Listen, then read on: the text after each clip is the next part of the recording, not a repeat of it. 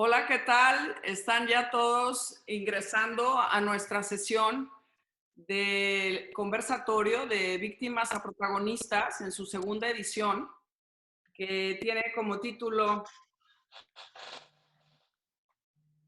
Españoles y Mexicanos, el encuentro continúa. Aquellos que estuvieron presentes en el consulado, estábamos con la historia de California y ahora estamos con españoles y mexicanos. Y hoy tenemos el privilegio de tener con nosotros a mi colega, el doctor, el cónsul general de España aquí en Los Ángeles desde el 2019. Él ha estado representando a España en Venezuela, Argentina, Perú y Chile. Entre 2004 y 2008 fue vocal asesor de asuntos interamericanos, subdirector general de países de la Comunidad Andina y director de gabinete de la Secretaría de Estado para Iberoamérica. Muchísimas gracias, cónsul general. Muchas gracias, embajadora. Gracias por invitarme a esta novedad que tenemos, a este seminario web que no webinar. En español suena mejor. Muchas gracias por la invitación y de verdad un placer estar con todos ustedes. Gracias. Bueno, tenemos también a Santiago Pozo, que es productor, escritor, director y ejecutivo de marketing hispanoamericano. Él nació en Madrid, es ciudadano estadounidense ahora, o sea que tenemos un español americano estadounidense. En 1988 fundó Arenas Entertainment y ha participado en la distribución de películas en idioma español en el mercado estadounidense. Santiago, muchísimas gracias por estar con nosotros. No, Marcela, gracias a ti por hacer esto y gracias por invitarme. Es un honor estar aquí. Gracias. Y bueno, por último, y no por ser menos importante, nuestro querido profesor que representa la academia, Manuel Aguilar. Él es profesor de Historia del Arte en Cal State Los Ángeles, nació en Guadalajara, así es que tenemos un mexicano, ciudadano estadounidense también. Uno de sus principales objetivos es enseñar arte, cultura latinoamericana, con especialidad en la época procolombina, colonial y moderna de México. Querido Manuel, muchísimas gracias por aceptar el día de hoy en este conversatorio. Muchas gracias, Marcela, por la invitación y aquí estamos, listos. Perfecto. Bueno, pues vamos a dar comienzo a este segundo conversatorio. Nada más voy a hacer un breve resumen de qué trata esta iniciativa que ha lanzado el consulado. Pero antes quiero agradecer especialmente pues, a todos los angelinos, a toda la comunidad angelina, a todos los mexicanos, a todos los españoles, al Instituto de Cultura en Washington, a nuestra querida embajadora Marta Bárcena, al Instituto Cervantes, porque nos han apoyado muchísimo en esta iniciativa. Y bueno, pues el propósito principal de estos conversatorios es construir comunidad. ¿Y cómo construimos comunidad? Pues la construimos sabiendo quiénes somos y cómo podemos tender puentes entre unos y otros. Y bueno, uno de los temas más importantes es reconciliarnos con nuestro pasado para poder ser mucho más fuertes en el presente y ver hacia el futuro. Siempre una comunidad es mucho más fuerte cuando está reconciliada con su pasado y eso es lo que estamos tratando de hacer el día de hoy. Así es que la primera pregunta tiene que ver, Manuel Aguilar, va a ser para ti. La primera pregunta tiene que ser, muy brevemente, ¿por qué llegan los españoles a lo que hoy se conoce como México? ¿Qué les movía? Bueno, mira, en 1492, que se funda propiamente España como un reino nuevo con los reyes católicos, había un ímpetu de esta nueva nación para competir en el concierto de los reinos e imperios de la época. Era la época de los descubrimientos geográficos. se estaba buscando el camino de la seda, de nuevo, el camino de las especies, que estaba bloqueado por los turcos. Entonces viene la idea de Cristóbal Colón de irse por el occidente para llegar a China e India por el otro lado. Una ruta totalmente nueva, desconocida, pero que ellos consideraban que iban a poder llegar a la India, a la China y resolver el problema y volver a restaurar el comercio. Entonces ese hecho de que se encuentran con América, que chocan con América, pues va a producir que se cambien las condiciones del mundo en forma dramática. Entonces hay una razón, digamos, económica aunada a la lucha de las hegemonías en Europa por ser imperios que tuvieran mayor presencia. Y bueno, pues esto es una oportunidad para España de poder encontrar unas tierras desconocidas para todo el mundo y que con eso inicia pues la relación, podemos decir, entre España y México. No sé si pueda seguir con un poquito hablar de la conquista en este momento. Sí, por favor. Mira, en 1521, después de la llegada de los españoles a América, viene la conquista de México, que abre el horizonte para España de la conquista y colonización de todo el continente americano. Imaginémonos que estamos al día siguiente o unos meses después del momento de la conquista en 1521. Lo que se podría decir si nosotros estuviéramos como testigos de ese hecho, que fue una confrontación violenta, una tragedia cultural moralmente cuestionable que destruyó la cultura mesoamericana que llevaba 3.500 años de existencia. O sea que hubo una dislocación en todos los ámbitos de la existencia de pueblos desconocidos que vivían su propia vida, aunque no ajenos a los vicios humanos de explotación, de subyugación, guerra y esclavitud.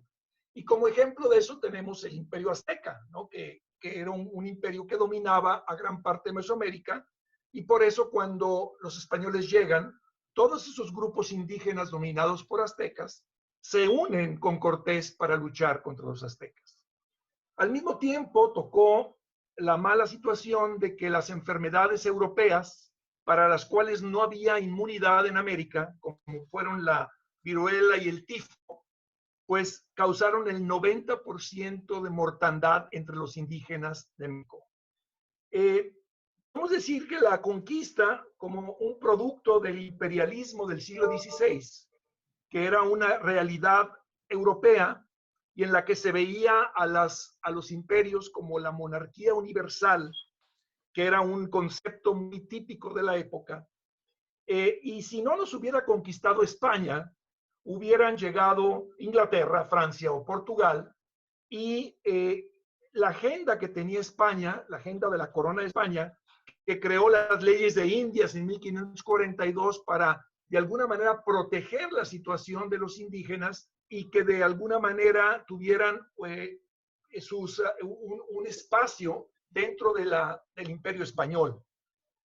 Junto con ello viene la evangelización, que llevaba una agenda un poco distinta a la de la corona propiamente, porque los frailes que hicieron la evangelización venían con la idea del milenalismo apocalíptico, que aunque no voy a abundar en él, pero era básicamente la creación de la Jerusalén indiana, una Jerusalén apocalíptica que iba a instalarse en América, lo que provocó unos experimentos sociales interesantísimos, como son el intento de aplicar la utopía de Tomás Moro por parte de Vasco de Quiroga y los pueblos hospital en Michoacán. Entonces había una serie de elementos que salvaron la vida de los indígenas bajo el Imperio Español. Entre las defensas primeras que se hicieron de los derechos humanos, tenemos en México la intervención de Bartolomé de las Casas, que se considera el primer humanista que defendió derechos humanos en América. Y esto es muy importante porque cuando se le ha achacado a España que fue un imperio que vino a asesinar, a destruir en América, es muy importante considerar que dentro de la dinámica y del proyecto español, la idea era que en un momento dado, pues obviamente los indígenas iban a tener una posición en ese imperio español, iban a hacer, pues a trabajar para producir riqueza para el imperio español, pero en ningún momento la corona española tuvo la idea de exterminar, como si Inglaterra tuvo deliberadamente un programa de exterminación de los indígenas en Norteamérica. Bueno, este comentario es, si estuviéramos al día siguiente o los meses siguientes de ocurrida la conquista. Pero como la historia humana es dinámica y evoluciona, tenemos que ver ahora, 500 años después, porque el año próximo se conmemoran los 500 años de la conquista de México, tenemos que ver con ojos del momento, con la serenidad que da el momento y da la historia y da la calma de los ánimos, lo siguiente. En 1992 se celebraron los 500 años del descubrimiento de América. Entonces el gobierno español juntó a los gobiernos latinoamericanos para que se hiciera una conmemoración de eso. Inmediatamente hubo una gran polémica desde muchos puntos de vista. Gente que tomó la posición indigenista extrema que decía, no podemos hacer eso, ¿por qué celebrar un genocidio? Los españoles lo único que trajeron fue venir a asesinarnos. Y por el otro lado teníamos el otro extremo, que era la posición hispanista, muy extrema, que decía, no, gracias a que nosotros llegamos a América, les llevamos la religión verdadera, les llevamos la cultura de España y les quitamos la adoración de esos demonios idolátricos que tenían, ¿no? Bueno, yo creo que dentro de toda esta discusión entra don Miguel León Portilla, el gran historiador mexicano, que hace poco falleció y que, como recordarán Marcela y Fabiola, le hicimos un homenaje a don Miguel. Y don Miguel propuso en ese 1992 que se le llamara a esta conmemoración el encuentro de dos mundos, que va en el aspecto de convertir una confrontación en una cooperación y en una búsqueda de un entendimiento de ese hecho tan definitivo para los mexicanos y para los latinoamericanos, pero con unos ojos de ver hacia el presente y el futuro. En este sentido, lo que sucedió, ya visto como historiadores, como analistas del siglo XXI, fue un proceso de transculturación. Después del choque violento de esa confrontación inicial, viene después transculturación que tomará 300 años de colonia y 200 años de independencia para poder llegar a entender que la identidad mexicana no es ni indígena del pasado, ni tampoco española. La identidad mexicana está en el mestizaje producido por los 500 años de transculturación, por lo cual se formó un México con 90% de mestizos y un 10% de indígenas. El gran problema que ha tenido el Estado mexicano en los últimos 100 años es cómo lograr la integración adecuada entre el 90% de mestizos y el 10% de los indígenas mexicanos. Y esa es una tarea que tenemos que nosotros hacer hacia el futuro. Muchas gracias, Manuel. Entonces, sí, con esto termino, sí. Bueno, me encanta porque precisamente si uno se pregunta en el consulado, bueno, ¿por qué le interesaría al Consulado de México en Los Ángeles hacer un conversatorio sobre españoles y mexicanos? Muchos dirán, bueno, es que estamos en Estados Unidos, los mexicanos y los estadounidenses, pero España es parte de nosotros, somos mestizos. Entonces, cónsul general, colega, doctor Juan Carlos Sánchez, ¿quieres comentar algo? Bueno, pues muchas gracias, embajadora. ¿En dónde te encuentras, cónsul? Bueno, no, me encuentro en mi casa aquí en Los Ángeles. Lo que pasa es que en realidad entre el fondo de ofrecer las paredes de mi casa una imagen sacada estos días del centro de Madrid, no te voy a decir que sea el equivalente para nosotros de lo que es el Zócalo en México, pero bueno, sí es la Plaza de las Cibeles, aunque yo la estoy tapando ahora la estatua de la diosa. Detrás está el Ayuntamiento de Madrid, que es el Palacio de Comunicaciones. Es una foto tomada estos días, porque si no eso estaría lleno de autos. Claro. Pues me pareció muy simbólico. Han repartido más banderas de lo habitual para, de alguna manera, simbolizar un poco el momento especial en el que nos encontramos. Realmente es una situación novedosa que también yo creo nos permite enfocar este conversatorio de una manera muy particular. Nadie podría imaginarse cuando nos invitaste hace un mes a tenerlo ahí en la sede del consulado que íbamos a estar celebrándolo aquí ahora. Un día que además es 23 de abril, es el Día de las Letras Españolas, es el día del fallecimiento, como el fallecimiento de Miguel de Cervantes. Bueno, es el día en el que tenemos la única indiscutible patria común, que es el idioma, el que nos simboliza por el mundo, el que nos permite incluso encontrarnos en alegrías y tristezas cuando no discutimos a veces de nuestras cosas, no discutimos de la historia, no discutimos del fútbol. Yo creo que además en el sentido familiar que tenemos lo descubrimos mucho más cuando estamos en lugares que no nos son tan afines, que estamos en otros lugares del mundo, en Asia o en África, y nos encontramos mexicanos, latinoamericanos y españoles, y ahí podemos descubrir realmente mucho mejor lo que nos une y las pocas cosas que realmente nos separan. La historia es la que es.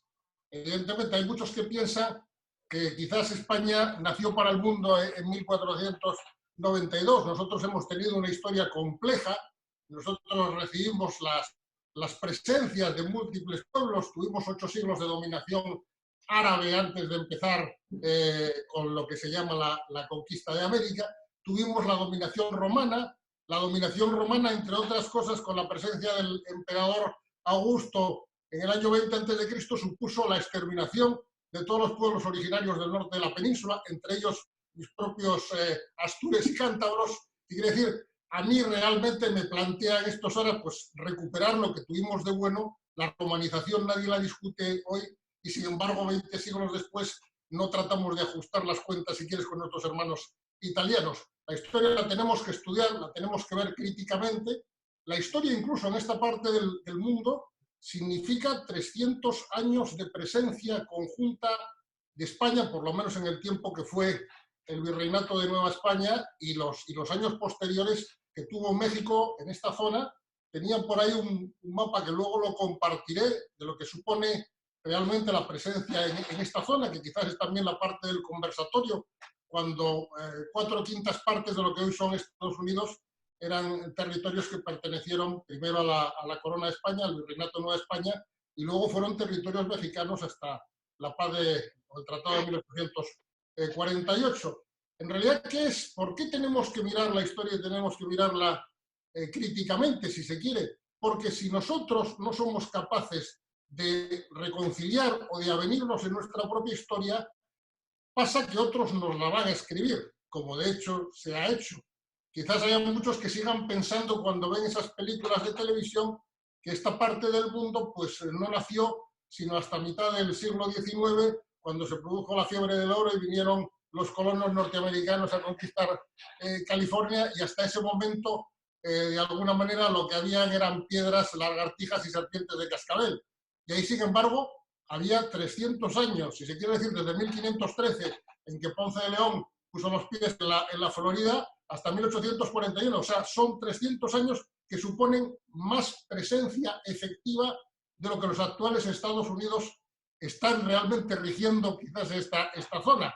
Y claro, uno puede llegar a pensar que 300 años se han pasado por ciencia infusa o que fueron el producto de unos individuos ávidos de de conquista, ávidos de dinero, ávidos de riquezas, o que había una institucionalidad, y una institucionalidad fuerte, a veces puede ser contestada, a veces protestada, pero que no hubiese durado en absoluto si no hubiese estado bien organizada.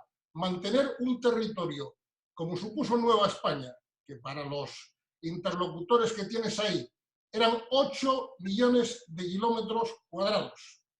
Desde Panamá, todo Centroamérica, todo lo que es hoy México, todo lo que es Estados Unidos, hasta el río del norte, que era, si quieres, el río Columbia, y por el otro lado, hasta la Luisiana, que era no la Luisiana actual, sino la Luisiana que llegaba hasta Canadá, incluyendo el territorio de Florida, más todas las posesiones que eran caribeñas de España, islas de Cuba y Puerto Rico. 8 millones de kilómetros cuadrados que realmente no hubiera sido factible de mantener si no hubiese habido una organización que también ha apuntado Manuel anteriormente. Yo creo que son esas cosas las que están encima de la mesa y las que podemos realmente conversar, porque si nosotros no somos capaces de avenirnos con eso, ya te digo, con el espíritu más crítico que se quiera, pues otros seguirán escribiendo nuestra historia como de hecho hicieron en el pasado.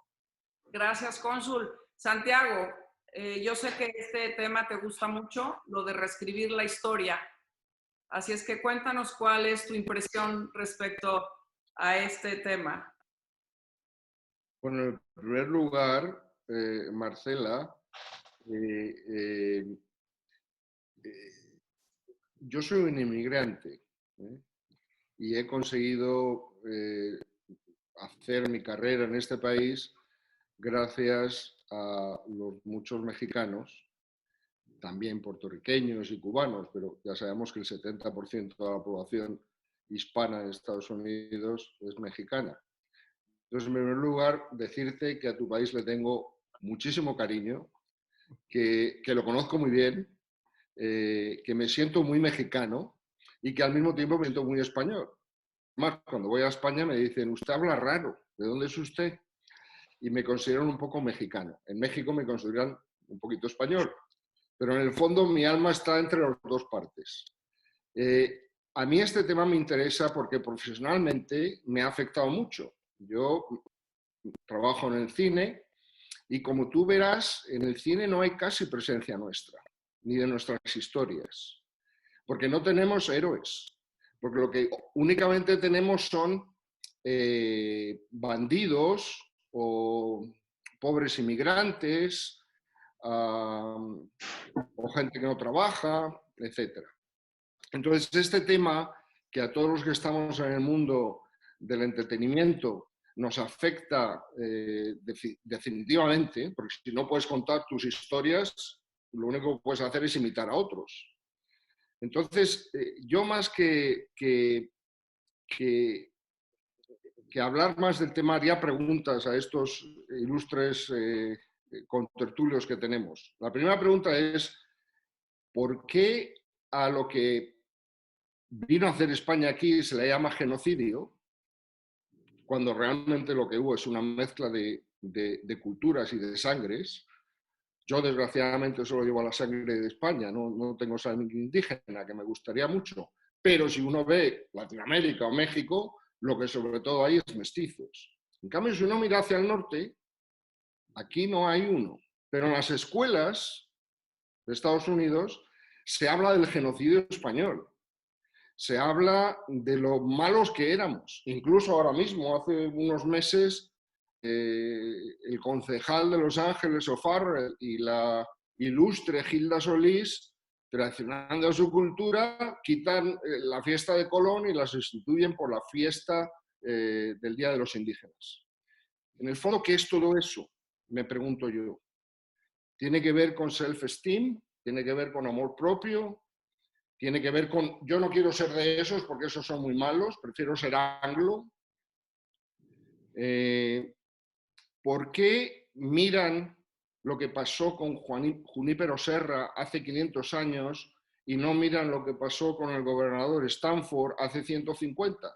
Porque claro, lo del gobernador Stanford y Stanford University, y si quitan el nombre de nuestro Junípero Serra, ¿por qué no quitan el nombre de Stanford? Porque es que comparas a uno y al otro Y es como comparar a la madre María Calcuta con Hitler. ¿Por qué se sigue celebrando Thanksgiving?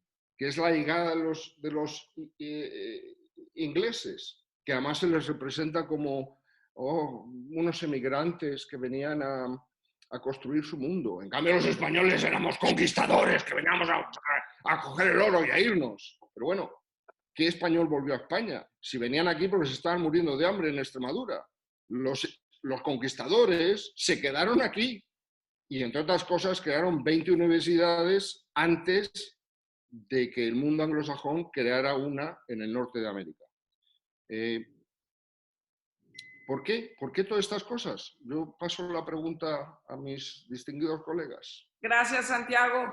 Bueno, pues antes de pasar con Manuel, porque ahorita quiero platicar sobre este último punto que ha tocado Santiago, quiero mandarle un saludo a todos nuestros amigos que están en España, que se están desvelando, y les agradezco muchísimo, especialmente a Elvira Roca y a nuestro gran amigo Gustavo Padilla, que está en Guadalajara, que desde la fundación nos ayuda tanto a promover el idioma, la cultura, el cine.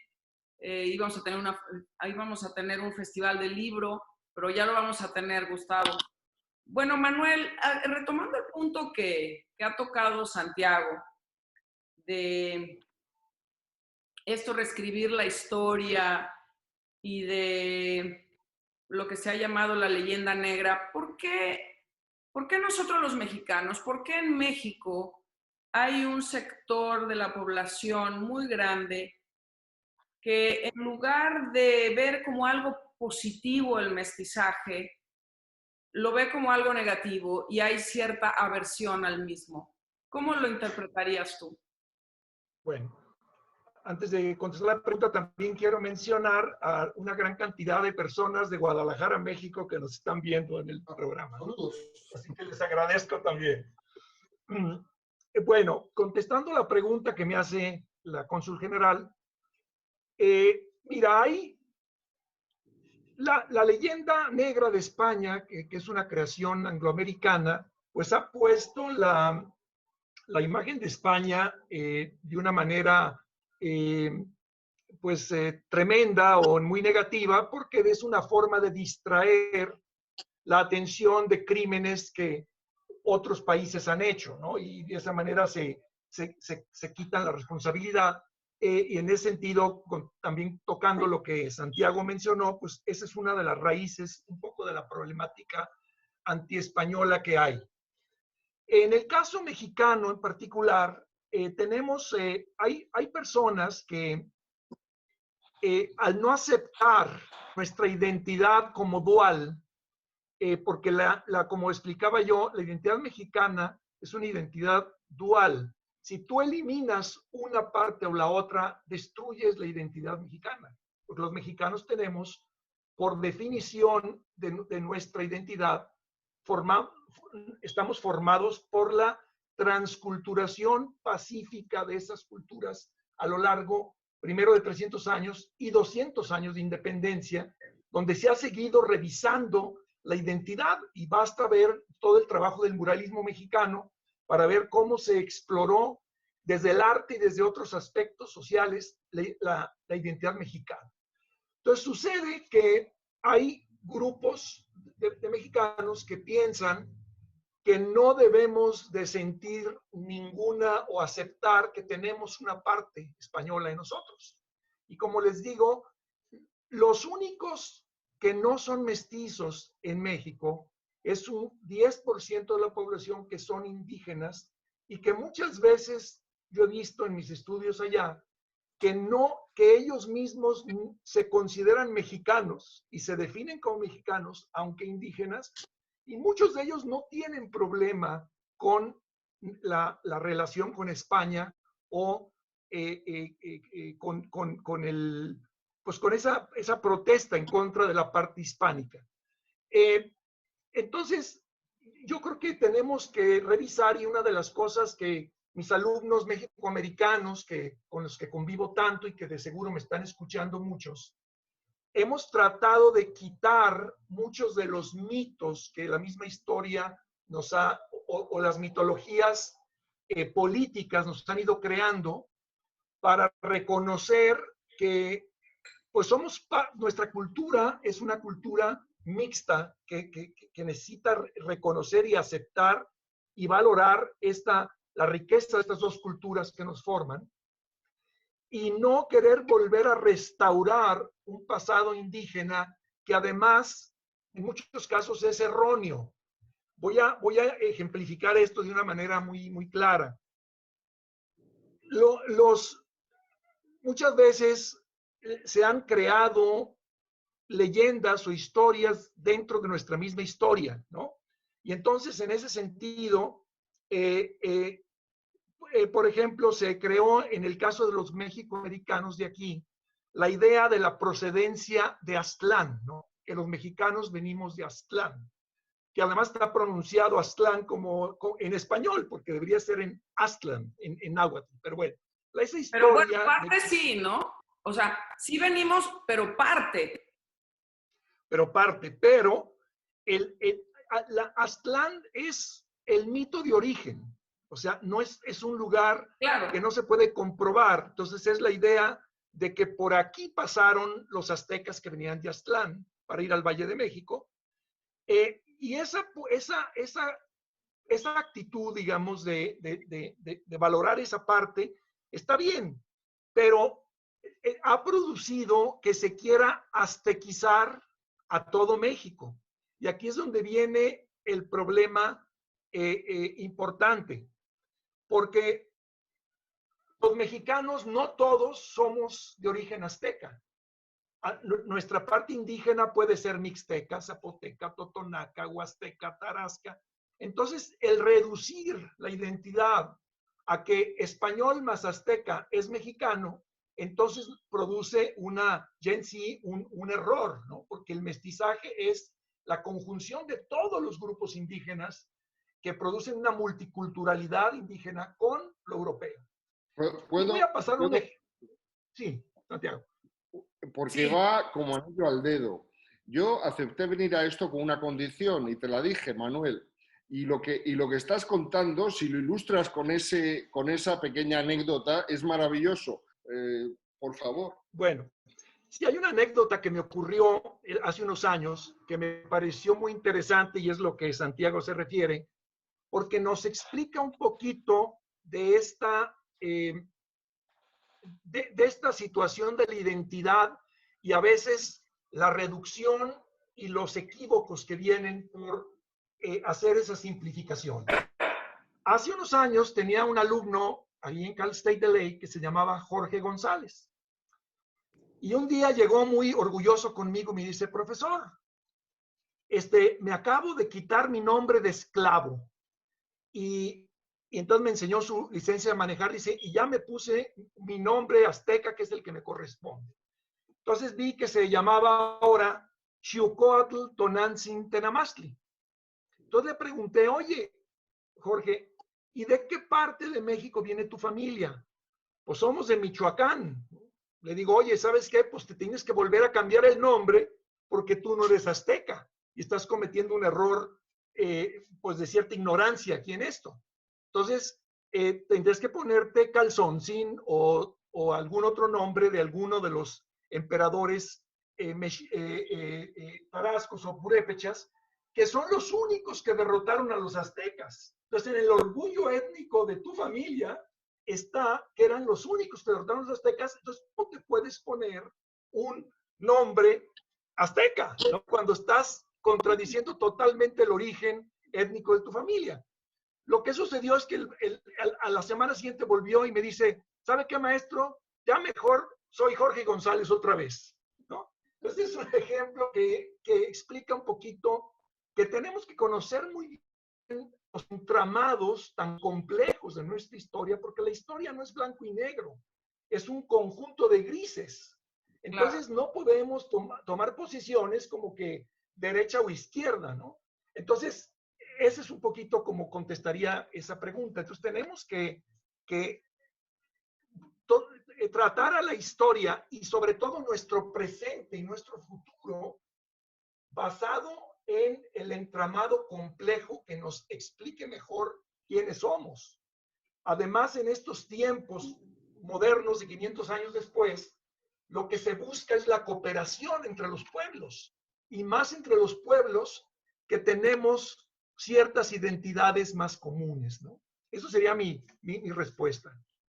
Muchas gracias. Y en esto, colega cónsul general de España aquí en Los Ángeles, quisiera tocar un punto que considero importante. Ahora que estamos enfrentando una pandemia provocada por un virus, el COVID-19, que todo apunta que surgió en China, estamos en el siglo XXI y bueno, pues ahora somos más políticamente correctos. Y esto tiene que ver con el punto de que no vamos a juzgar a aquellos españoles que llegaron a México, o bueno, no era México siquiera, que llegaron a lo que ahora es México, con los mismos ojos del siglo XXI. Entonces, ¿por qué podemos hablar de la influencia española? Y entonces a nivel internacional, en todos los foros, ahí sí no hay una... no tienes que ser políticamente correcto. Es la influencia española. Pero si tú hablas del virus chino, entonces hay un problema. ¿Tú cómo ves eso? ¿Cómo sientes tú eso como español? Como español en este momento lo siento como todo el mundo que está obligado a distintos ámbitos de confinamiento. Es decir, quizás un poco más aligerado aquí en Los Ángeles del que desafortunadamente tienen en España y en otros lugares. Permíteme, embajadora, que dé un saludo a mis compatriotas, a los que hayan tenido el valor de levantarse a altas horas de la madrugada, porque ahí con la diferencia de 9 horas a mí me resulta, y además me ataca el pudor el pensar que profesores ilustres como la profesora Roca puede estar en estos momentos en el foro y otras personas, y por lo tanto hay que procurar estar por lo menos un poco al nivel.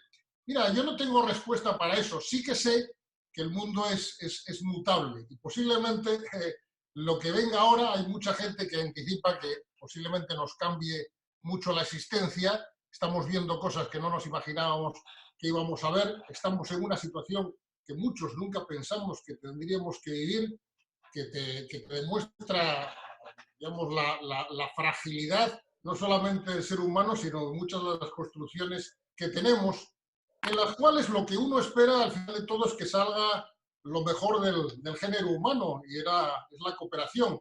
Cuando antes Manuel hablaba del año 92 y de lo que fue el encuentro, claro, yo ahí puedo explicarlo por mi situación personal.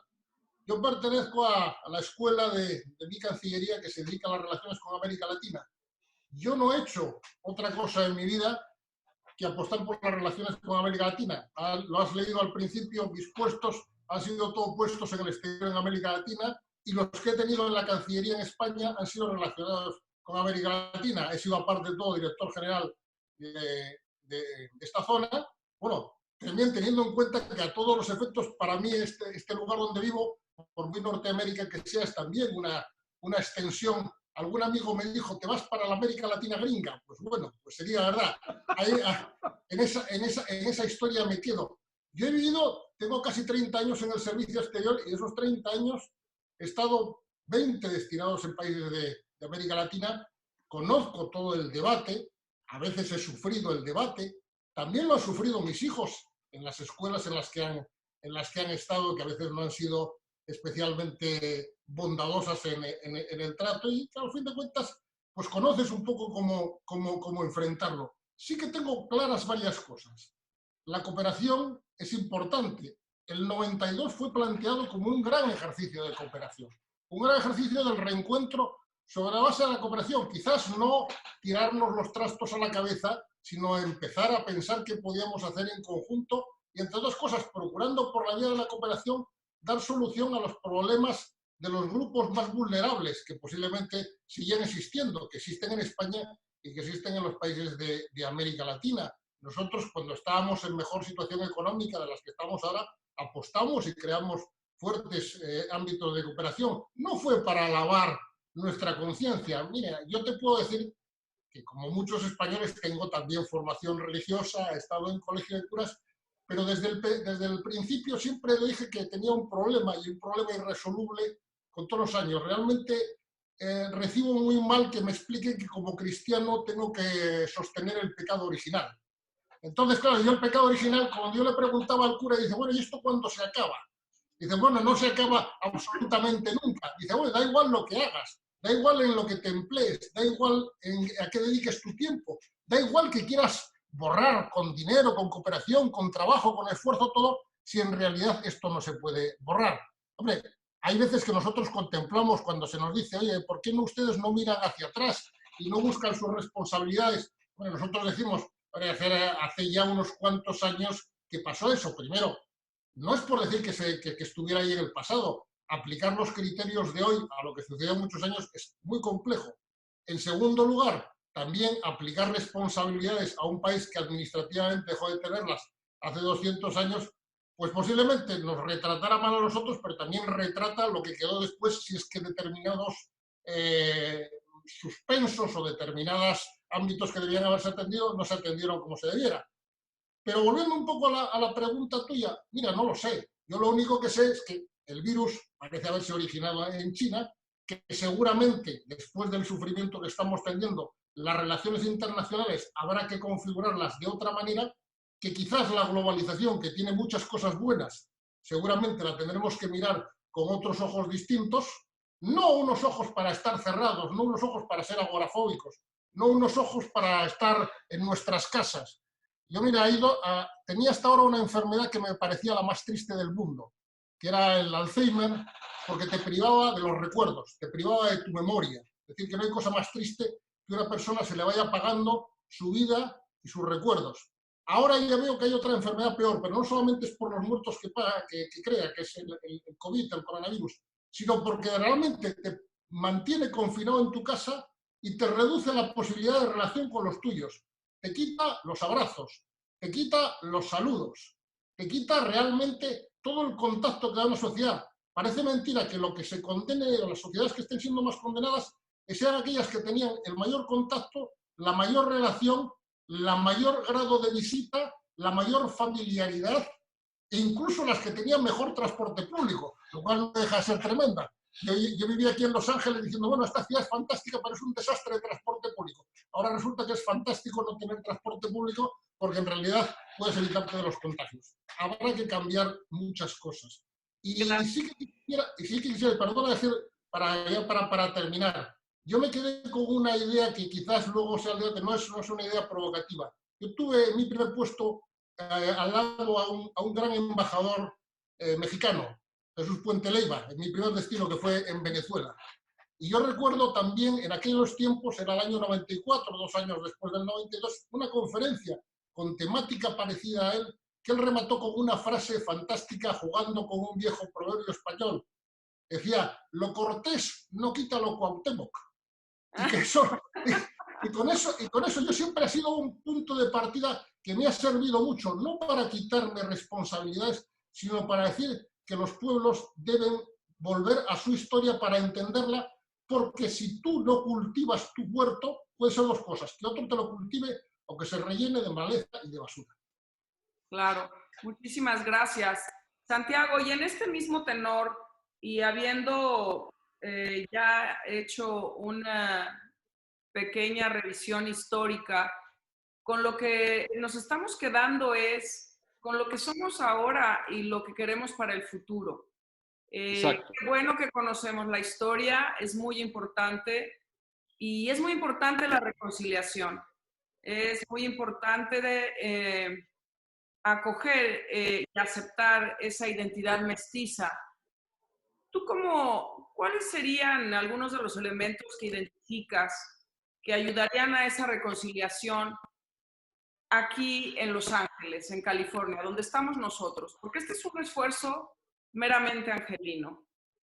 Yo creo que conocernos, conocernos y darnos cuenta que venimos de la misma cepa, que somos primos Pero volviendo un momento a la pregunta que le hacías al cónsul y que se ha ido por los cerros de Úbeda, ¿por qué a la pandemia de 1918 se le llama Spanish Flu 100 años después? Cuando España no tenía nada que ver con el flu, eran unos soldados americanos que iban a Francia en la Primera Guerra Mundial y llevan el virus. Bueno, pues por una sencilla razón, porque somos nuestra cultura, y cuando digo nuestra cultura no hablo de España, sino hablo de toda nuestra cultura, lleva el San Benito de que con nosotros pueden descargar las culpas de todo lo que pasa. Y eso lo que ha producido es, primero, que a los chavales que están en la escuela, tanto en cualquier país hispanoamericano o en España, se les cuenta solo parte de la historia, que normalmente ha sido escrita por anglosajones y protestantes. Y no se les cuenta la otra parte de la historia. Entonces, lo primero es conocernos. Segundo, erradicar de una santa vez y por todas cualquier cosa que nos separe. No, es que un colombiano es muy diferente a un puertorriqueño. Un puertorriqueño no tiene nada que ver con un mexicano. Un mexicano no tiene nada que ver con un español. Válgame por los clavos de Cristo. ¿Cuándo ha visto usted que un australiano o que un inglés o que un norteamericano o que un neozelandés diga, no, yo anglo no soy? Por cierto, tenía una cosa, pero no sé si tenemos tiempo. Eso es lo que quería que mostraras, porque hace rato decías que cuando estabas en España decían, bueno, usted ya habla un poco raro y que en México te dicen, pues no es mexicano, claro, español, pero tenías algo que presentarnos sobre precisamente algo que pasó en los Oscar. Sí, eso yo lo decía. Exacto. En los últimos Oscars, cuando salieron con las versiones diferentes de las canciones de las películas de Disney, ponen a Carmen Sara, que es la intérprete mexicana de la canción, en Spanish.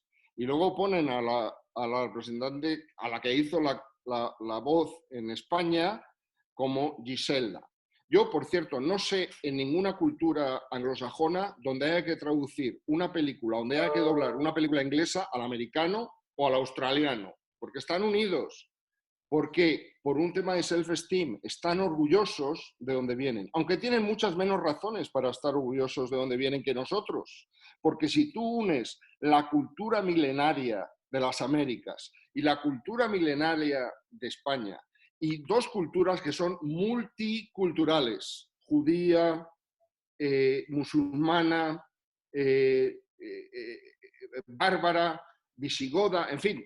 Y luego te vas a la parte de América, imagínate un imperio como el azteca, un imperio como el maya, un imperio, en fin. Es que nos damos sopa con ondas, pero no nos conocemos y no solo eso, seguimos estudiando R que R, el genocidio de nuestros antepasados, cuando no nos fijamos en el genocidio que se ha cometido hace 150 años, hace 200 años y además pagado por el gobierno norteamericano. Si yo era un señor que vivía en California y le llevaba una cabellera india al sheriff, me daban un dinero. Y si era un brazo, también me daban otro dinero. Busque usted, señores, en cualquier lugar del Imperio Español donde eso se producía. Claro. Al contrario, los indios eran súbditos de la corona, con los mismos derechos, por lo menos por ley, que luego había abusadores. Pues, joder, si lo seguimos teniendo. Pero es un problema de autoestima, porque lo que pasa, Marcela, en mi opinión, es que de las dos partes de las que vengo, soy una mierda. De la parte española soy conquistador o inquisidor. Y de la parte indígena soy caníbal o extirpador de corazones. Entonces, ¿quién soy? Bueno, ¿que quién soy? Soy una cultura mucho más profunda, humana y mejor, en mi opinión, que la anglosajona. Lo que pasa es que nos hemos creído lo que ellos han dicho y para ser un intelectual de prestigio en España, en México o en Perú, tienes que ser anglófilo, tienes que estar con parte de la Ilustración, con los enemigos de nuestra cultura, de nuestra manera de ver el mundo. Entonces eso hay que quitárselo de una vez. Permítame pedirle a Carlos Otero que ponga la otra imagen en donde ya están el inglés australiano, Carlos. Eso es como si yo haría, exacto. Pues, Entonces, cuando ellos hacen canta eso con el Bono, femenino en Irish, Cat Blanchett en Australian, Jennifer en American, Dwayne Johnson en Californian. Es que si nos ponemos a dividir, pues oye, eso, en fin. claro, Sí, bueno. muy interesante. Ahora voy a pasar otra vez voy a ir con nuestro amigo el cónsul general, antes de Manuel. Bueno, una cosa nada más. Bueno, yo acepto que el bueno Santiago me critique. Hay unas cosas que tiene el ventaja que yo no tengo. Yo evidentemente tengo también a veces una parte en la que tengo que medir las palabras que digo. Puedo volver hacia atrás la vista con más o con menos ira, pero no puedo tampoco ser tan rotundo en las cosas que pasan hoy. Posiblemente esa pregunta que me hizo la embajadora la pueda contestar dentro de unos años cuando esté jubilado. Ya tendremos seguramente más detalles de esta crisis y poder decir dónde vienen las culpabilidades, si las hay. Sí que tengo claro que en el pasado esa cosa que ha dicho Santiago nos ha perjudicado y mucho.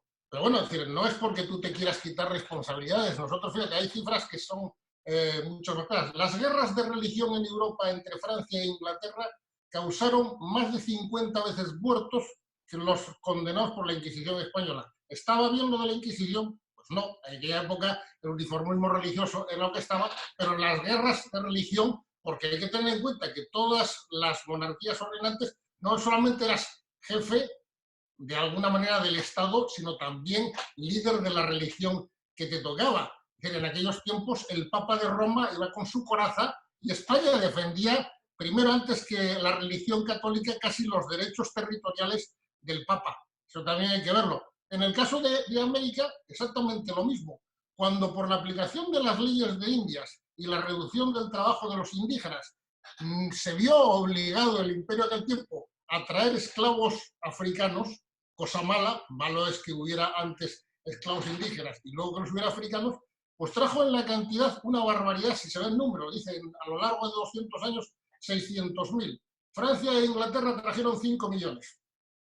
Sin embargo, la verdad, la parte de eso, ¿que quita uno la responsabilidad? No, pero sí que hay una lectura de la historia que no es una lectura correcta. Pero el problema fundamental, volvemos a decir lo mismo, no es que nosotros, como españoles, podamos estar interesados, sobre todo aquellos que como Santiago, como a mí, nos gusta mucho la historia y hemos estado rodeados, tanto en nuestro trabajo como en nuestra vida, de historia. Y a veces hemos aprendido la historia no únicamente porque nos guste, sino como medio de defensa. Para el medio un parapeto lo tienes cuando conoces lo que estás alrededor y puedes tener argumentos más o menos válidos para defender tu posición.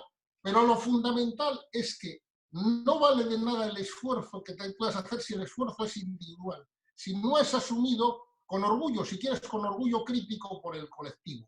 Evidentemente, porque si tú, entre el imperio azteco o el imperio inca y la realidad del México actual, tú tienes un vacío histórico sin llenar o un vacío que atribuyes una serie de lugares comunes y que en muchos casos, si no desprecias, no aprecias, evidentemente ahí puede haber lo que tú quieras. Puedes poner todas las utopías, como dices, regresivas muchas veces que existen, creándote la idea de mundos felices que existieron en el pasado y que no fueron tales.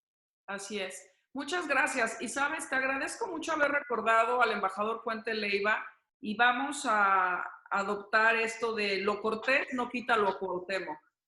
Creo que esto resume perfectamente lo que somos los mexicanos, el mestizaje.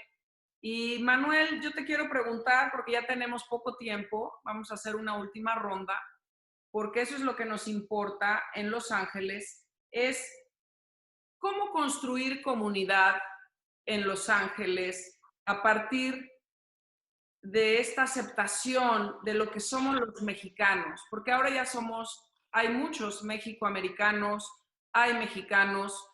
¿Cómo podríamos empezar a construir una verdadera comunidad que entienda y que acepte y que se sienta orgullosa de ese mestizaje aquí en Estados Unidos?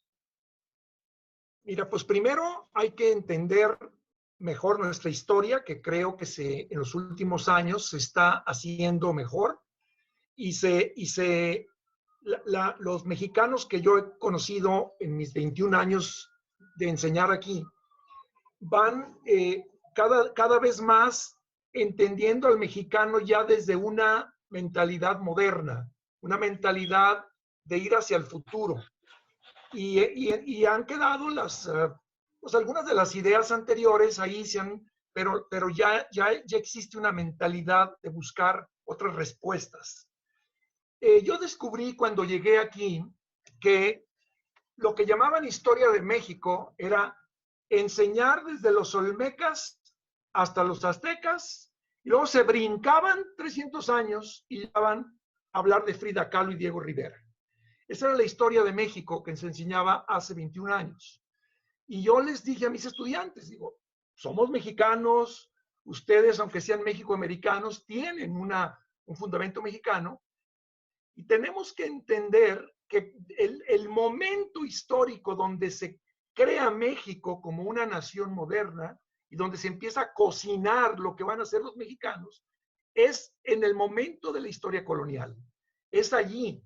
Antes de eso existe el México indígena, y después de eso existirá el México independiente que busca su propia identidad, pero donde los españoles que vinieron a México y empezaron a comer chile y empezaron a comer tortillas, se hicieron mexicanos, ya no volvieron españoles, se hicieron mexicanos.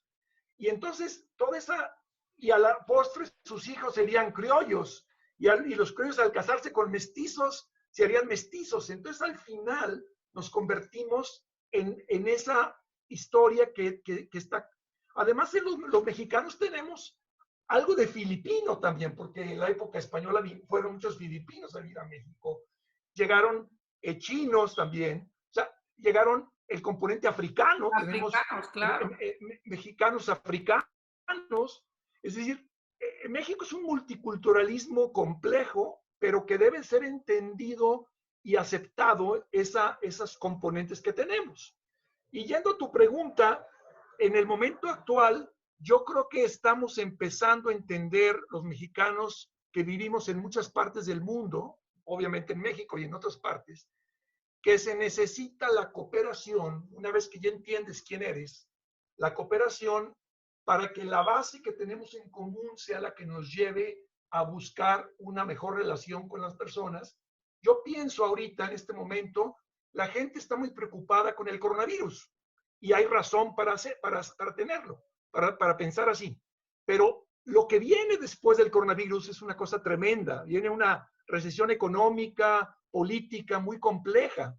Entonces, ahorita tiene que haber la conciencia de que los mexicanos, los españoles, los chicanos, todos venimos de una cultura común y sobre todo somos seres humanos que tenemos que ayudarnos en un colectivo para poder salvarnos en la situación que viene en el futuro. Entonces, para mí el gran desafío, y que esta plática de alguna manera ha pretendido llamar la atención, es el desafío de nuestro presente y el caminar hacia el futuro.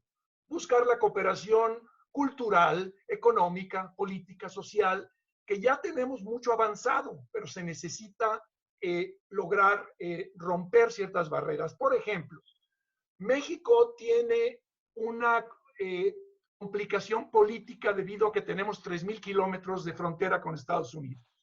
Entonces, nuestro comercio es 80% con Estados Unidos. Y luego España está involucrada en la realidad europea también, que es otra.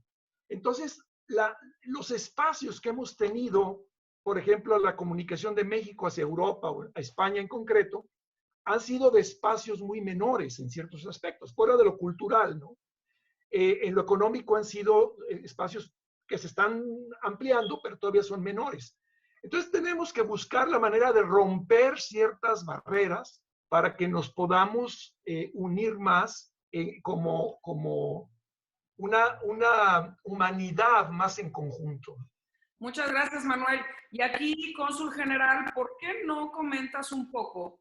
Porque eso se sabe, no se sabe mucho, que los foros internacionales es España quien es un gran aliado de México.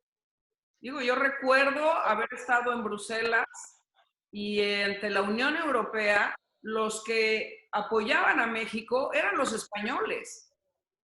No eran los ingleses, no eran los franceses, eran los españoles, y como ese, en muchos otros foros más a nivel internacional.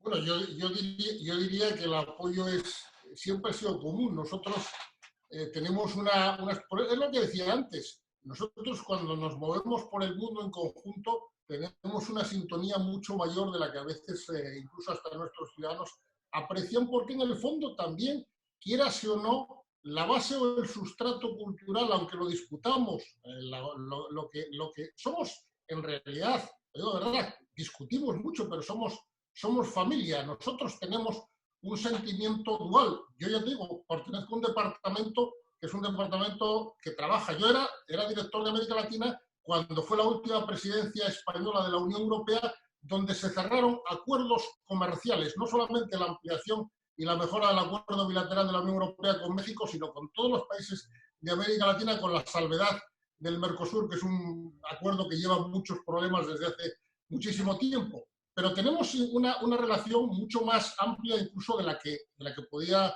derivarse de las palabras que ha hecho Manuel. Mira, en el caso nosotros somos el segundo inversor extranjero en México después de Estados Unidos, con un acumulado de más de 70.000 millones de dólares. El comercio sí que es un poco más renqueante, pero entre españoles que residan en México, sean dobles nacionales o no, hay 160.000 españoles viviendo en México y hay 100.000 mexicanos viviendo en España. Y eso son historias que son importantes. El flujo se da continuamente. Es de tal a veces intensidad que no nos damos cuenta.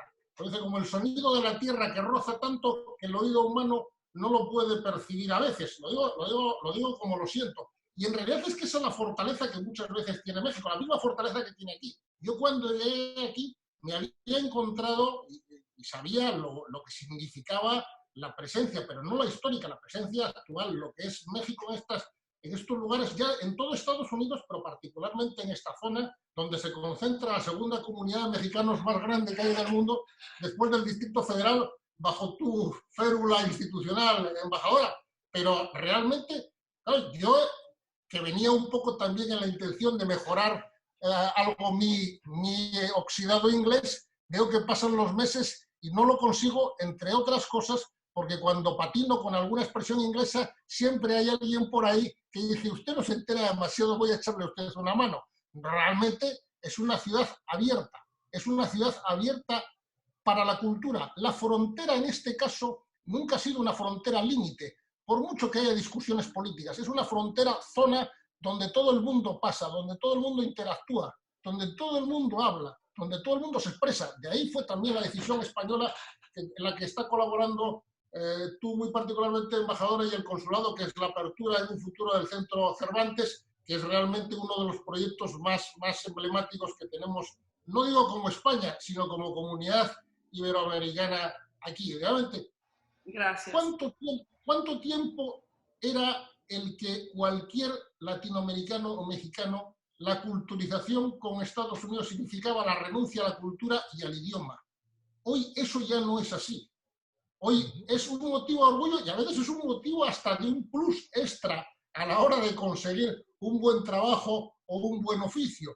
Pues todo eso son realidades que a veces uno se va ganando con esfuerzo, pero forman parte realmente del caché en el cual tenemos que invertir e insistir.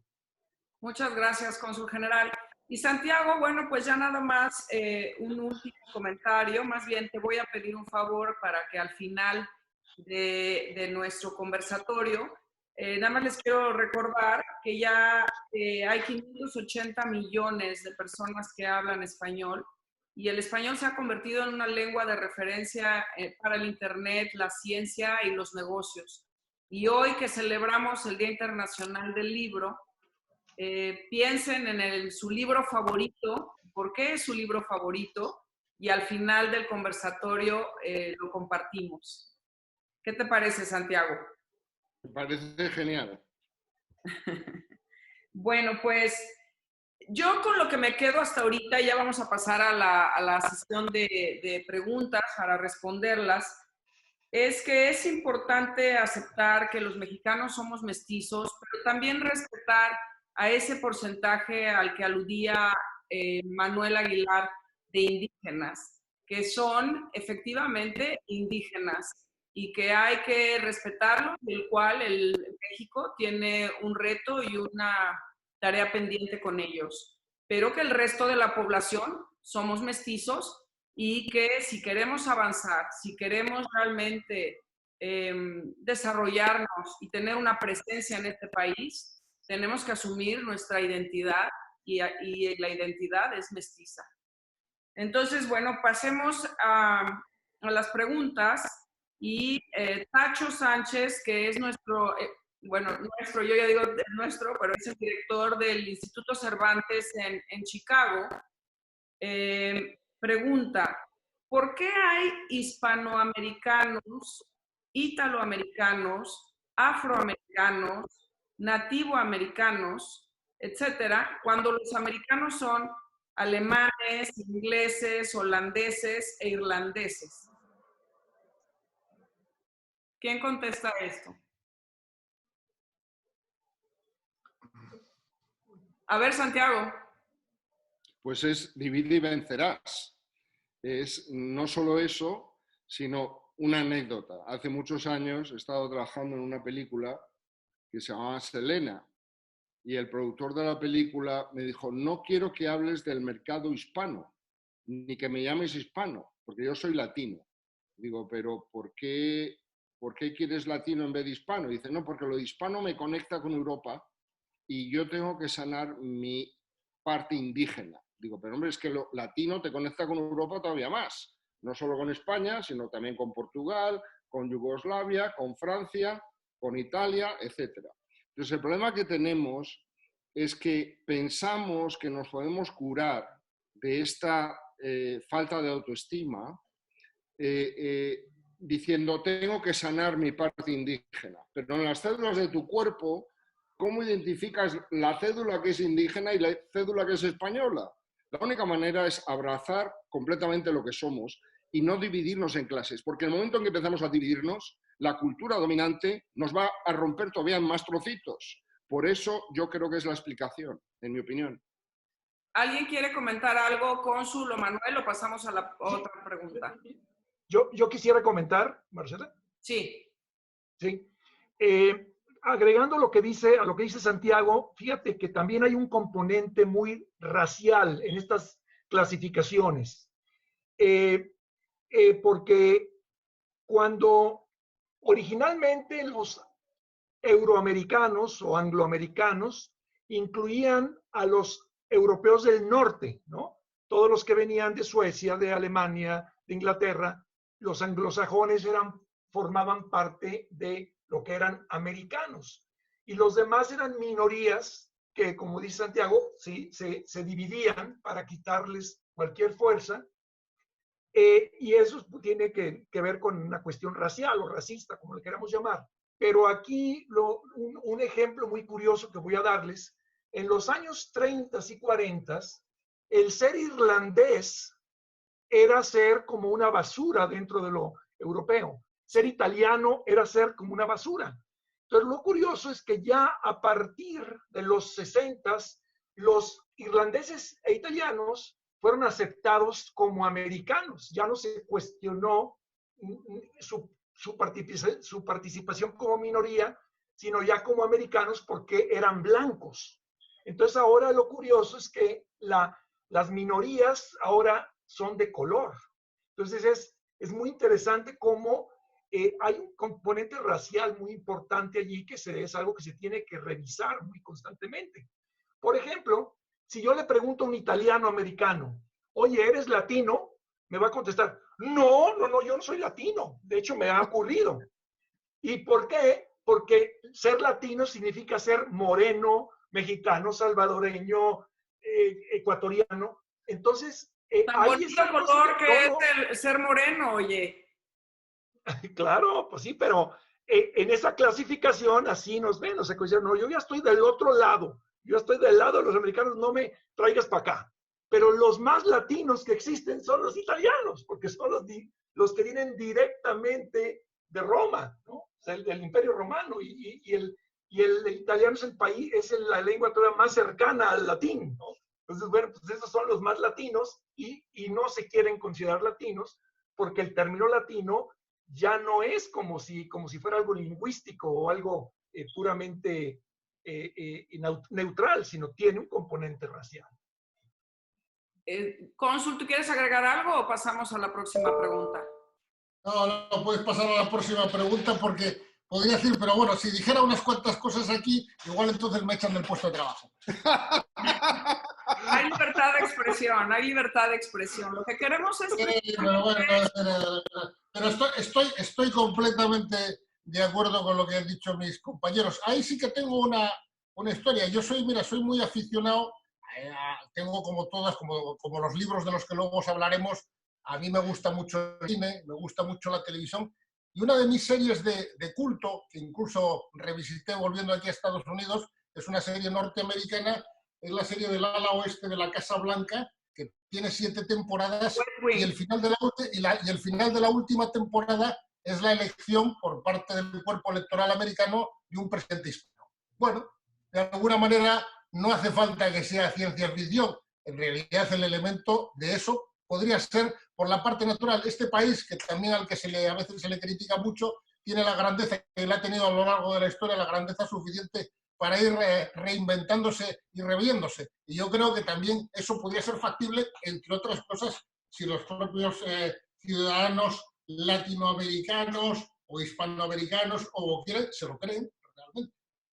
Añadiendo, si me permites, Marcela, Sí, claro. añadiendo a lo que dice mi querido cónsul, es que el futuro de América o es hispano o no es, porque California, Nevada, Florida, en fin, 10 estados, la población es hispana. Y si esa población tiene self-esteem y está orgullosa de quiénes son y tienen acceso a reinventarse y a reinventar su cultura y a traer lo mejor de nosotros mismos, el país funcionará. Y si esa gente se le ha dicho, tú eres menos que yo, y la única manera de triunfar es siendo como yo, esa gente no va a ningún lado. Y, por tanto, el país no irá a ningún lado. Gracias, Santiago. Miren, aquí hay una reflexión de Silvia Ribeles de La Vega que dice, en mi experiencia, un altísimo porcentaje de los mexicanos que viven en Los Ángeles, ya sean de primera, segunda o tercera generación, parece que no sienten orgullo por su herencia hispana, a pesar de que hablan español. Se sienten más identificados con el nativo americano precolombino que fue subyugado. Prefieren ser víctimas que verdugos. Y aquí, de víctimas a protagonistas, Santiago, eso es lo que estamos buscando precisamente. ¿Te acuerdas de esa conversación que tuvimos? Precisamente sí. Con estos conversatorios y en este diálogo con la comunidad, eso es lo que queremos. Queremos ser protagonistas de la historia y por eso estamos platicando esto. Y entonces dice ella, o tal vez sería más correcto decir, prefieren estar en el campo, que es moralmente superior que en el inferior. Esto en parte es responsabilidad de lo que aprenden a lo largo de su paso por las aulas de las escuelas, centros de educación, secundaria y superior de este estado.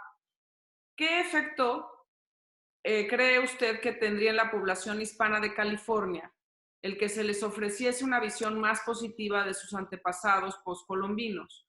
Un ejemplo, si en lugar de decirles se llevaron el oro, se les dice, construyeron ciudades, hospitales, caminos, hicieron florecer el comercio. Pero aquí yo quisiera decir, bueno, un hecho es que sí se llevaron oro, pero era el signo de los tiempos. O sea, lo que no podemos hacer es juzgar la historia con los ojos del siglo XXI. Y hace 500 años, todos querían adquirir poder, como ya lo explicó Manuel Aguilar, ¿no? Estaban los imperios y demás, y no podemos juzgarlos con los ojos del siglo XXI.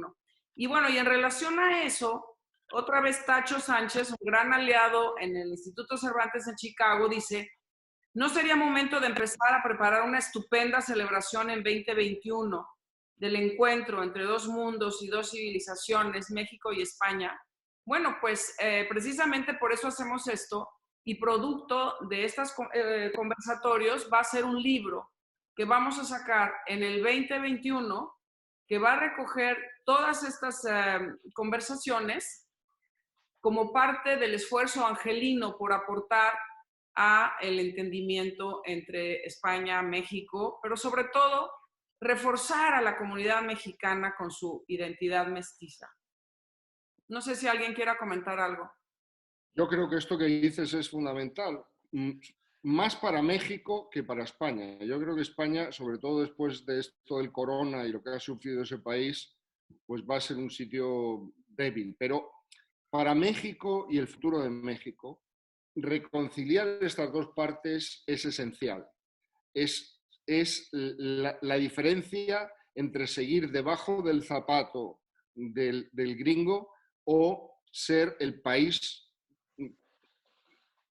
hispano que rompa este paradigma en el que nos encontramos. Si nuestra cultura tiene futuro, ese futuro está en México, desde luego. Claro. Bueno, yo, si me permites, Mazor, Claro, lo que tengo que decir no es por tener situaciones, la vida te sonríe unas veces o te sonríe menos, pero nosotros evidentemente, aunque siempre haya un cuerpo muy cultivado de personas, nosotros también tenemos que hacer incluso a veces ejercicios de recomposición de nuestra propia historia interna. Cuando dices, bueno, la historia de la pelea por el poder y por la riqueza, el Imperio Romano, cuando vino a España, España era la fuente de oro del Imperio Romano. Puedes visitar, que es un lugar fantástico de la humanidad, el Parque de las Médulas en el norte, donde los romanos obtenían 2/3 partes del oro de todo el imperio para sufragar también sus propias conquistas. Esto es una realidad y una historia de vida. Sí que coincido con una cosa con Santiago, no es una cuestión ocasional de que estés más fuerte o más débil por una circunstancia. Es porque realmente lo que no puedes sustituir es lo que supone la fortaleza de México, un país de 130 millones de habitantes, fronterizo con 3.000 kilómetros, al otro lado, y unos territorios que además formaron parte de esa realidad. Yo pongo en estos momentos, y con todo el permiso, como fondo de pantalla, un mapa. Muy bien. Para que lo veas, me quito para no estorbar, y ves ahí más o menos la historia. Ese es el mapa que era, además es un mapa que no es sospechoso, porque tiene, entre otras cosas, está hecho por norteamericanos. Además la portada de un libro que editamos hace unos años, y ahí más o menos pone lo que son las posesiones, al norte en rojo el Canadá, que era la parte británica, las colonias originales, y todo lo que era en verde, eso fue posesión española o hispano-mexicana, en todo caso, quitando luego lo que se perdió por Luisiana y por Florida, hasta el final en 1848 Guadalupe Hidalgo. Esa es una razón. Y a tu contertulia que preguntó antes se le puede decir, hombre, y usted, sí que hay una historia de ciudades, hay una historia de creación. Es más, hay una historia de exploradores no nacidos en España, ya nacidos en México. Juan de Oñate, que hizo toda la exploración de Nuevo México, toda la creación de ciudades de San Gabriel o Santa Fe, era nacido en Zacatecas. O sea, no era ya una persona completa de ciudad, eran realidades ya de este mundo. Y claro que crearon y fundaron estas ciudades, aunque ahora ya se reconozcan poco, salvo a lo mejor en los pueblos o en los centros originales, claro que estaban creadas. Evidentemente, si tú no te reconcilias con eso, no conoces eso, si no sabes de dónde vas, tampoco vas a saber a dónde quieres ir. De dónde vienes es importante, y yo creo que ese es el futuro. Nos toca a todos, con nuestro granito de arena, mostrar lo que podamos. Claro que había que cambiar los sistemas educativos. Cierto es que también muchas instituciones públicas y privadas de este país a veces que no enseñan la historia porque no están interesados. Antes decía Santiago el caso de alguna universidad que a lo mejor quiere lavar sus propias responsabilidades, digamos, no enseñando como debe. Pero también pasa lo mismo. Si tú en un momento determinado, por un sentimiento de protección de tus propios errores, tratas de enredar a los demás, eso no quiere decir que en el futuro tampoco se te vayan a pedir a ti iguales responsabilidades, porque la historia es una. Hay que mirarla críticamente, pero hay que mirarla, no ignorarla. Bravo, Juan Carlos, bravo. Muy bien. Manuel, fíjate, aquí nos dice Julie Minoves de la Universidad de La Verne. ¿Lo conoces? Nomás de nombre. Sí. Sí, dice que la designación de Latinoamérica se originó en la Francia de Napoleón III para crear una narrativa de proximidad entre Francia y la América hispanohablante. Y también comenta que estuvo con el cónsul de España, con Juan Carlos, en el adobe de Palomares, cerca de Clermont, hace 2 años, y le sorprendió ver la lápida del propietario, Ignacio Palomares, aparte Ignacio con Y, quien nació español en 1811, fue mexicano en vida y murió estadounidense en 1864. Y esto ejemplifica que hay que entender los cambios culturales y políticos que son importantes para entender en dónde estamos ahora. Exacto, sí, estoy de acuerdo con él. Bueno, pues ya... ¿Sí? No, nomás decía, muy importante el comentario, estoy de acuerdo con él, y es muy importante ayudar a fortalecer la autoestima de nuestros estudiantes, de nuestra gente latina, como de alguna manera lo mencionaron Santiago y el cónsul, porque tenemos que apegarnos a la educación, a la formación, y que eso nos dé una seguridad que nos haga competir con las demás personas en cualquier campo. Y yo les digo a mis alumnos que hay 4 características, y los que me están oyendo lo van a captar. La primera es creer en lo que hacemos. Segundo, creer en ti mismo. Trabajar duro y desarrollar un camino espiritual para que le encuentres sentido a tu vida. Yo creo que si tú haces esas 4 cosas, tienes que llegar a un lado, tienes que llegar a un destino. Claro. Bueno, yo aquí terminaría porque, bueno, vamos a pasar a la última sección en la cual yo les planteé una pregunta hace poco de cuál era su libro favorito y por qué. Pero antes de eso, me quiero quedar con este comentario de Aida Espinosa, que pregunta, si pudieran volver a nacer y pudieran escoger, ¿qué nacionalidad les gustaría ser? ¿Españoles o mexicanos? Pero aquí yo agregaría, habemos algunos que somos ciudadanos del mundo. Obvio, amo profundamente a mi país, pero también entiendo que hay una realidad que se impone y hay que aceptar a las otras culturas y de lo que se trata es de construir. También en esta pregunta podría ser, ¿o te gustaría haber nacido indígena? ¿Por qué no? Entonces, independientemente de cuál sea nuestro gusto, ser español, ser mexicano, ser indígena, ser un ciudadano del mundo, lo importante es que nos sintamos orgullosos de quién somos. Y en eso vamos a trabajar desde el Consulado de México con todos ustedes que son nuestros aliados. Porque somos una comunidad muy importante que puede hacer mucho y que se la tiene que creer. Como dicen, la autoestima. Tenemos mucho por lo que debemos estar orgullosos. No sé si alguien quiera comentar algo y si no pasamos a su libro favorito y con eso vamos a cerrar el día de hoy este gran conversatorio. ¿Quién quiere empezar? Santiago. Lo tengo aquí. Imperiofobia y leyenda negra de María Elvira Roca Barea, que nos está escuchando. Yo creo que esta mujer es un pequeño genio que de repente, ¡pum!, ha abierto una puerta que nos da que nos da mucha información para atacar este problema que tenemos de la falta de estima, de lo que decía Manuel, de lo que decía Juan Carlos, y yo creo que este es el libro para hoy que yo apuntaría. Muchas gracias, Santiago. A vosotros. ¿Quién más? Si quieres, ¿puedo continuar? Claro, claro, Manuel. Mira, para mí el libro que ha sido muy importante en mi vida es La historia general de las cosas de la Nueva España, escrito en 1576 por Bernardino de Sahagún y un grupo de coautores indígenas, precisamente. Este es un ejemplo de lo que significa la cooperación, precisamente. Ese libro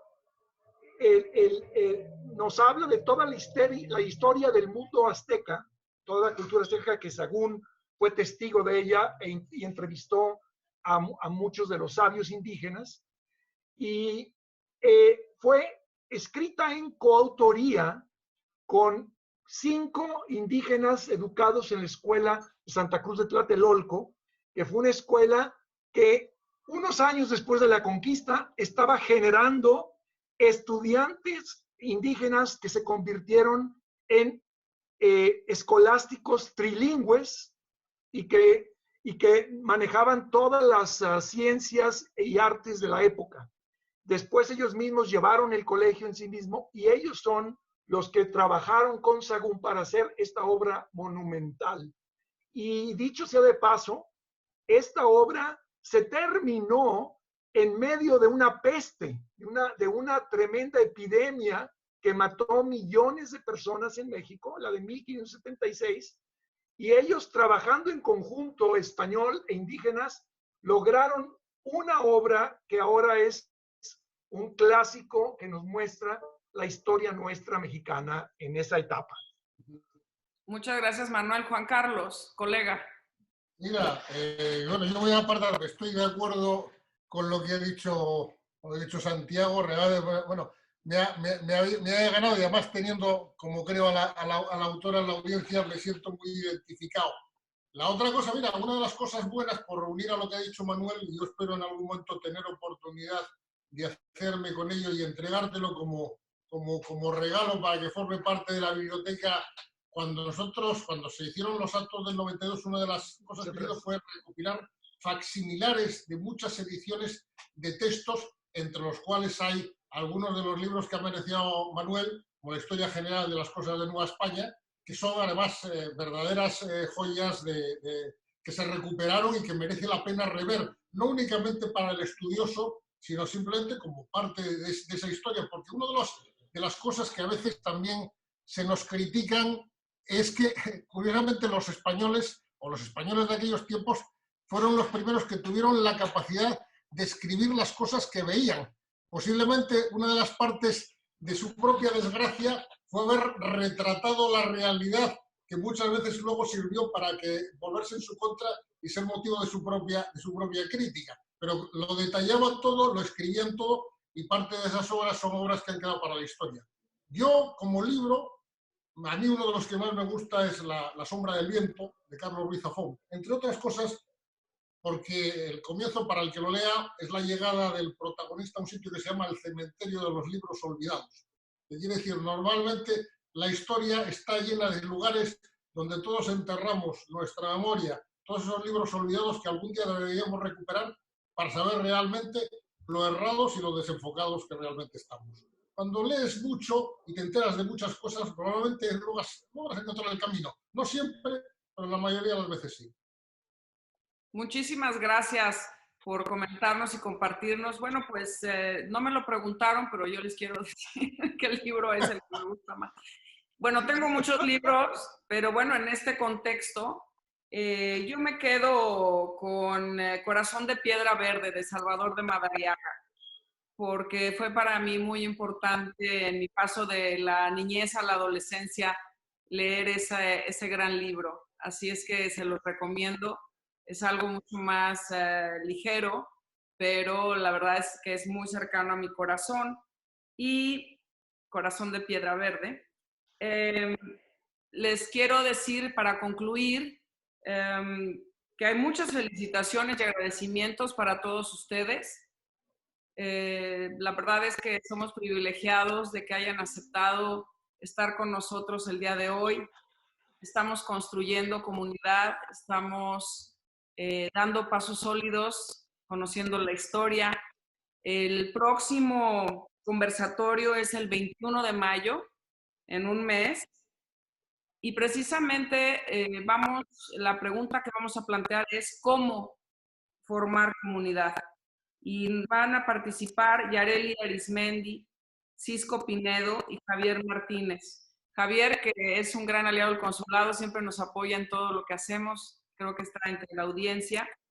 Y bueno, antes de concluir, quiero darle las gracias por todo este esfuerzo, por poderlo instrumentar, a la doctora Fabiola García Rubio, historiadora, gran colaboradora en el Consulado General de México en Los Ángeles, y por supuesto a Irving Coronel, que es su mano derecha, que gracias a ellos, pues hemos vencido a la tecnología, pudimos hacer un Zoom, no tuvimos ningún inconveniente, nos escucharon y pudimos intercambiar nuestros puntos de vista.